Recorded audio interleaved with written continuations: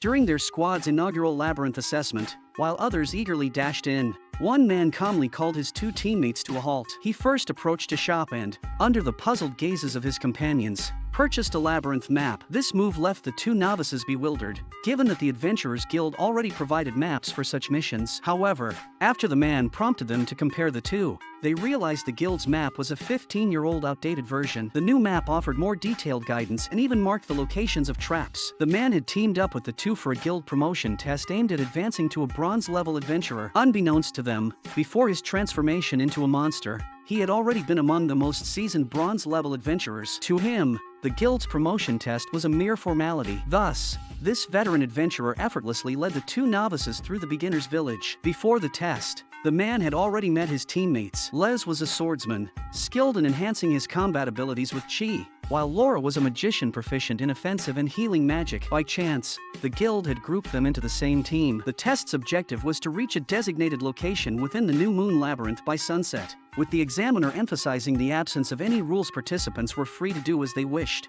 with the earliest team to arrive receiving extra points. Shortly after entering the labyrinth, they encountered a horde of skeleton warriors. Laura immediately used magic to amplify their strength.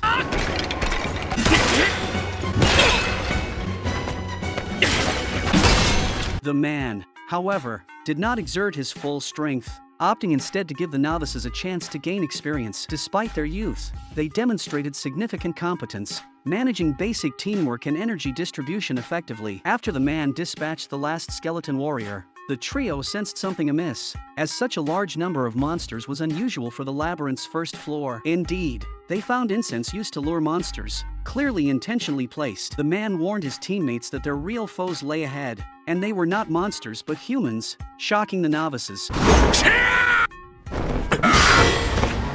あと2人いる。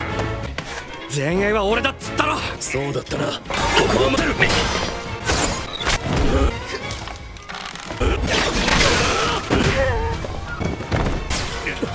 すげえ。助かっ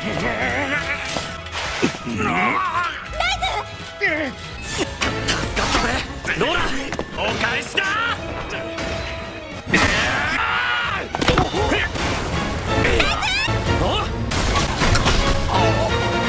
After triumphing in the ensuing battle, they tied up the attackers. The man then imparted a lesson: anything could happen within the labyrinth, and adventurers must always be on guard, not just against monsters. Les, now fully convinced of the man's expertise, vowed to follow his lead from then on. As they left, the man deliberately stayed behind. 早く回収してやれ。気づいてたのか。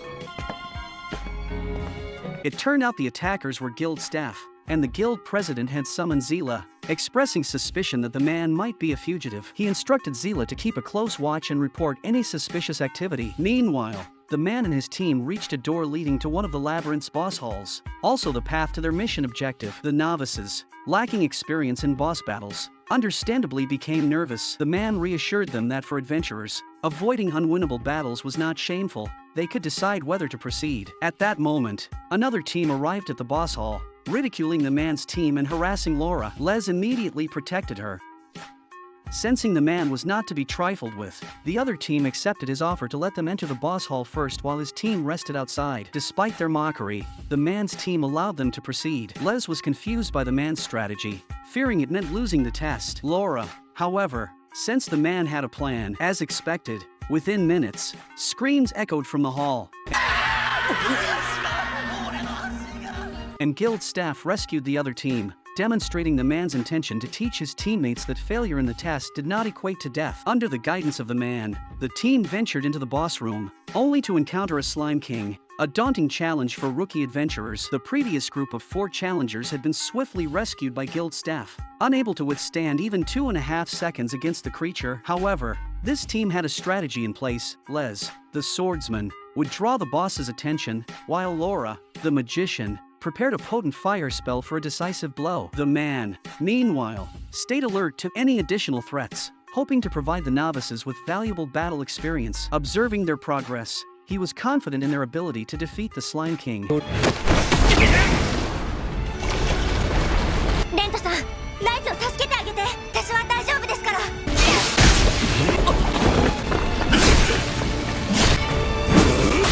行きます。グラン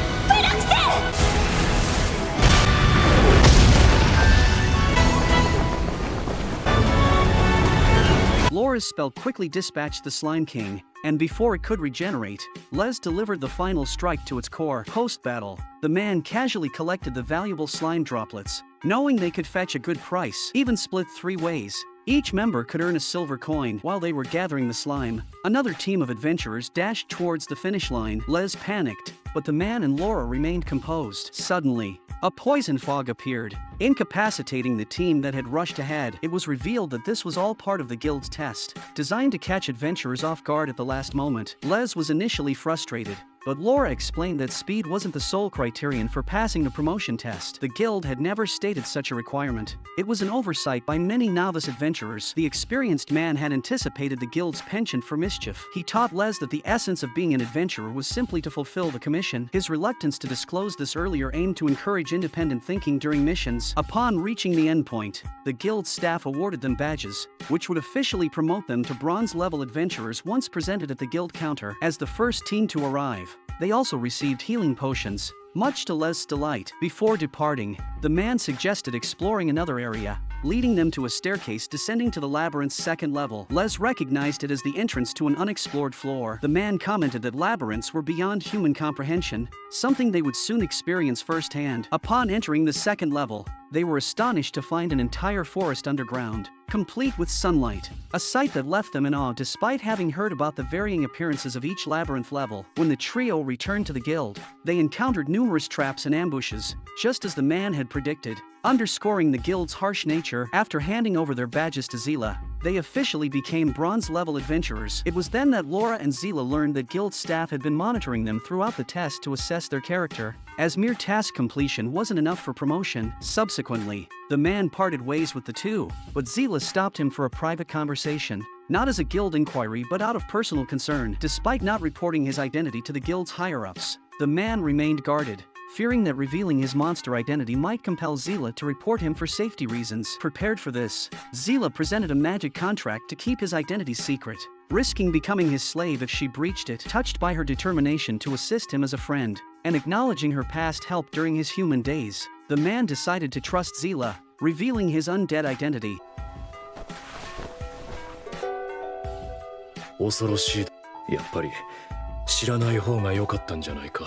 Zila's acceptance of his true form reassured him, and she promised to help conceal his identity within the guild. The man then introduced Zila to Laura, causing a stir as Laura hadn't expected him to bring another girl home, especially one aware of his monster identity. Attempting to intimidate Zila, Laura mentioned the man's past loss of control, testing her trustworthiness. Zila's steadfast trust in the man earned Laura's approval, leading to a dinner invitation. After dinner, impressed by the man's culinary skills, Zila praised him, prompting Laura to boast about his all-around capabilities. Since his last uncontrollable incident, the man had been subsisting on blood provided by Laura to curb his predatory urges. Zila warned him about the guild's growing scrutiny due to his recent activities, noting the concerning disappearance of novice adventurers, suspected to be kidnappings rather than monster attacks. With suspicions potentially pointing towards him, the man decided to temporarily avoid the labyrinth. Heeding the advice of his friends,